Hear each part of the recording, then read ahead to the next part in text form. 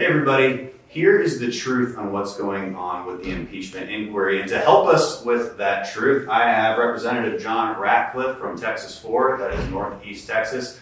John, thank you for being here. You're an expert on this. You're on the Intel Committee, you're on the Judiciary Committee, and you're a former U.S. Attorney. You've been very outspoken about this entire process. I think it's safe to say you know what's been going on. So as we try to unravel this great mystery that is the impeachment inquiry, it's confusing to people. Let's just be honest, it's confusing. Before we get to, I want to ask you the legal definitions of these terms: quid pro quo, bribery, extortion, and why they went there, and obstruction of justice, because that's another one that they're throwing out now. Before we get to that, though, we have to take a couple steps back and ask the question, because the Democrats' case lies on this assumption that you could never ask about the Biden-Burisma relationship. And that's always been hard to swallow for me. What I've argued is, listen, it's actually in the interest of the American public to know whether a former vice president was engaged in what is possibly corrupt, but definitely a conflict of interest with the Ukrainians. I mean, you have Hunter Biden, who's on this board, who's not qualified for, getting paid lots of money. It's a corrupt oligarch. It was being investigated by a Ukrainian prosecutor who Joe Biden then wanted to get fired, and he would withhold U.S. aid to get him fired. And nobody seemed to care about that. And maybe that prosecutor should have been fired. I don't argue that, but there was a clear conflict of interest there. And you gotta wonder, why is it wrong for our current president to ask about that? Just because Joe Biden is talking about running for president? Wow, I mean, what an interesting case of immunity that would be. All I have to do is run against you and you can't touch me anymore. Right. That's an absurd argument to make. It is, and it's the wrong position. People have to remember that the President of the United States, as a unitary executive, is the head of the entire executive branch, meaning he's the head of the Justice Department.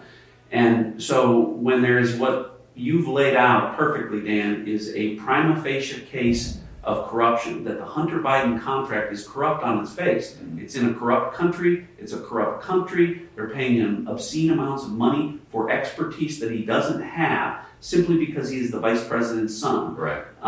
It is entirely appropriate for the President of the United States to ask for assistance in connection with that investigation before he releases hundreds of millions of dollars of military aid. Right.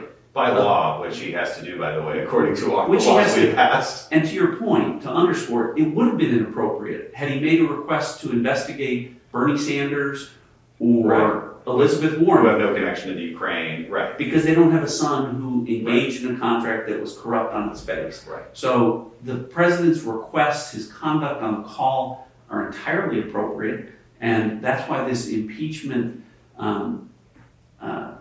scam, if you will, is really so inappropriate.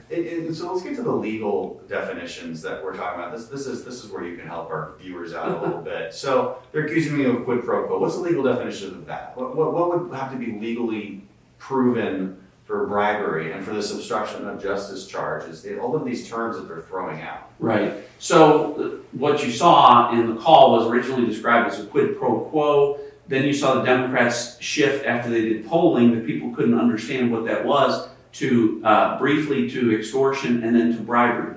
The terms are consistent, they're similar. Essentially a quid pro quo or bribery is to solicit something of value in exchange for some action. The extortion is a little bit different because that involves a threat or use of force in connection with that.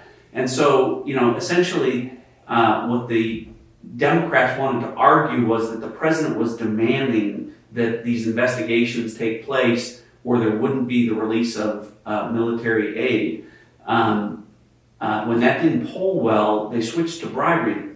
One of the problems that has been highlighted is they didn't start using the term bribery until after every witness had been interviewed and deposed in the Intelligence Committee. So it's been confusing to people out there why they can't decide on one particular crime or another to accuse the president of. And the problem for the Democrats is because none of it makes sense to the American people. And none of it is consistent. They've got a criminal, but they don't have a crime.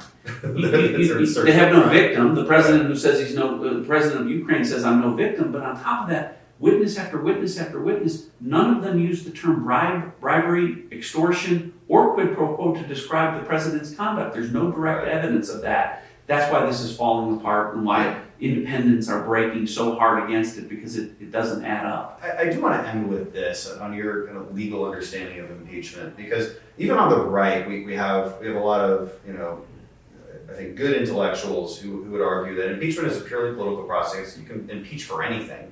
If you don't like the president's tie, you can impeach. If he doesn't defend the Constitution to your liking, you can impeach. But the Constitution is rather specific about what crimes need to be met. Now, there's still some vagary there, and so it's still up for interpretation. I mean, what's your take on that? What did the founders intend when they wrote high crimes and misdemeanors, bribery, treason as potential? Well, they were worried that it would become a political tool for the party in power, which is why they set it up for it to be difficult, and why over in the Senate it requires 2/3 to convict to actually remove, as opposed to what we do in the House, a simple majority to actually vote on articles of impeachment. But what the founders talked about was treason, bribery, high crimes and misdemeanors, meaning very serious conduct. Yeah. And so for people to want to, when I say people, Democrats want to argue that a president should be impeached over what you just said, opinions, presumptions, innuendo, a lack of direct evidence, would make our founders turn over in their grave. Right.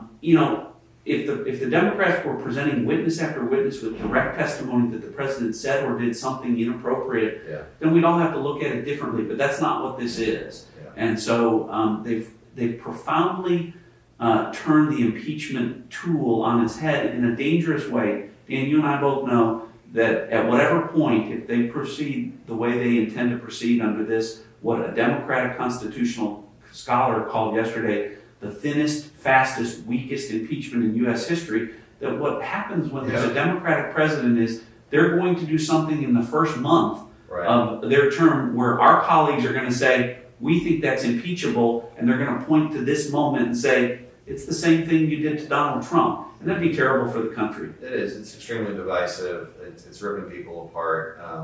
And that's why we're doing this video, to help, I hope, illuminate what's been going on. So, John, thanks for being here. You bet. Really appreciate it. Thank you.